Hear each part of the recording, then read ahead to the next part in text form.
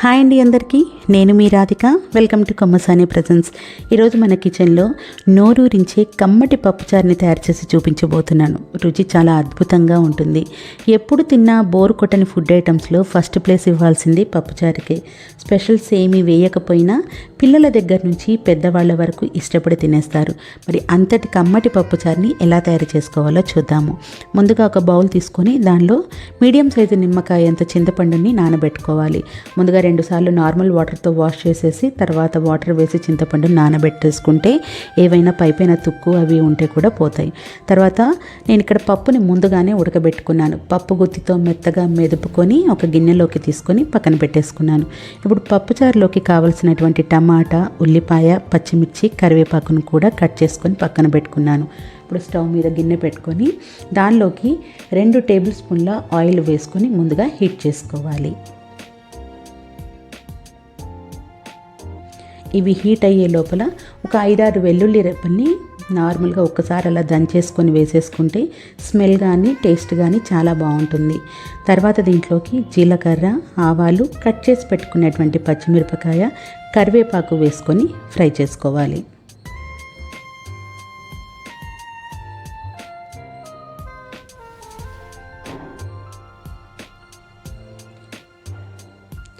వాటిని కాస్త ఫ్రై చేసుకున్న తర్వాత కట్ చేసుకున్నటువంటి ఉల్లిపాయను వేసుకోవాలి.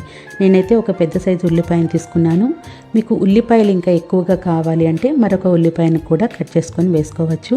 ఈ ఉల్లిపాయ మొత్తం పూర్తిగా ఫ్రై అయితే టేస్ట్, స్మెల్ అస్సలు బాగోదు. కాబట్టి వీటిని కాస్త మగ్గించి ట్రాన్స్పరెంట్ అయ్యే వరకు మగ్గించుకుంటే సరిపోతుంది. అవి అలా మగ్గిన తర్వాత ఇప్పుడు టమాటా ముక్కల్ని కూడా యాడ్ చేయాలి. నేను 2 మీడియం సైజు టొమాటోలని పెద్ద ముక్కలుగా కట్ చేసి వేసుకుంటున్నాను. ఈ టమాటా ముక్కలు కూడా ముక్కగానే ఉండాలి, కాస్త మెత్తబడితే చాలు. తర్వాత 1/2 టీ స్పూన్ వరకు పసుపు వేసుకొని మరొక 1/2 నిమిషం పాటు మనం వీటిని ఉడికించుకోవాలి. టమాటా ముక్క మెత్తబడింది అనుకున్నప్పుడు మనం ఉడికించి పక్కన పెట్టుకున్నటువంటి పప్పును వేసుకోవాలి. ఈ పప్పు కూడా కాస్త ఆయిల్లో ఫ్రై చేసుకుంటే టేస్ట్ చాలా బాగుంటుంది.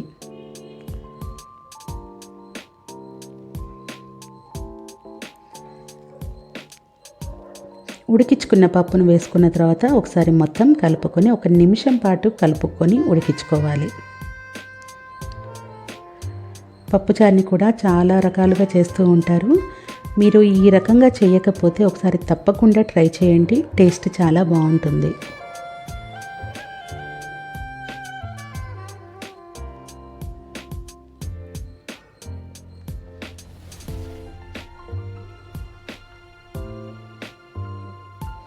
ఇలా పప్పును కూడా ఉడికించుకున్న తర్వాత ఈలోపు అది ఉడికే లోపల మనం చింతపండు గుజ్జును కూడా రెడీ చేసి పెట్టుకొని ఆ గుజ్జునంతా కూడా పప్పులోకి వేసేసుకోవాలి. చింతపండు గుజ్జును వేసుకున్న తర్వాత ఒకసారి మొత్తం కలుపుకోవాలి. ఎక్కడ కూడా పప్పు అనేది ఉండలుగా లేకుండా మొత్తం ఈవెన్గా కలిసేటట్టుగా కలుపుకోవాలి.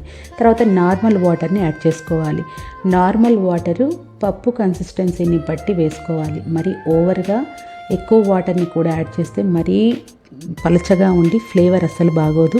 కాబట్టి వాటర్ని చూసి వేసుకోండి. పప్పుచారు అనేది మరీ తిక్కుగా ఉండకూడదు, మరీ పలచగా ఉండకుండా మీడియం కన్సిస్టెన్సీలో ఉంటే టేస్ట్ చాలా బాగుంటుంది. ఇప్పుడు తగినంత ఉప్పు, 2 టేబుల్ స్పూన్ల కారం కూడా వేసేసుకోవాలి. ధనియాల పౌడర్ కానీ, ఇంగువ, లేకపోతే కొందరు సాంబార్ పౌడర్ కూడా వేస్తూ ఉంటారు. అలా ఏవి వేసుకోవాల్సిన అవసరం లేదు, నార్మల్ కారం సరిపోతుంది. ఇలా కలుపుకున్న తర్వాత మూత పెట్టుకొని ఫ్లేమ్ని హైలో పెట్టుకొని 1 నిమిషం తర్వాత నేను దీంట్లోకి కొత్తిమీర కాడల్ని యాడ్ చేస్తున్నాను.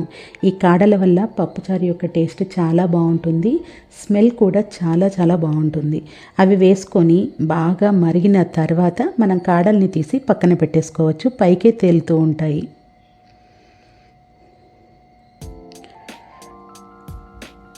దాదాపు ఒక 1/2 గంట వరకు మనం పప్పుచారుని బాగా ఉడికించుకుంటే ఇవన్నీ బాగా ఉడికి స్మెల్, టేస్ట్ చాలా బాగుంటుంది. అంతే, ఇంకా పప్పుచారు మనకి రెడీ అయిపోతుంది.